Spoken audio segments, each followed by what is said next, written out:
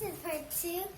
I think it's a little off camera because I had a blooper moment again, which I will share a little later.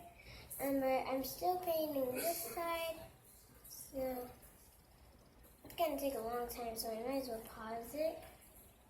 Right there. I'm making it like a watermelon.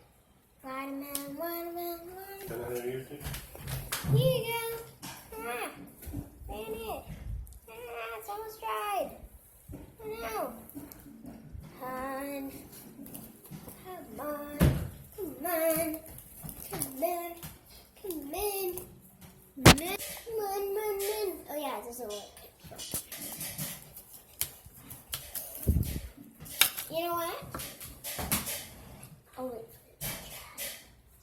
Until then, I'm using this because it's so handy. Oh no! Get it off the middle now.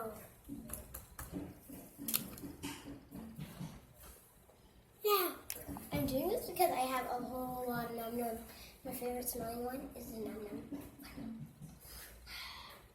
I should put some scents on it. Oh my gosh, she's green.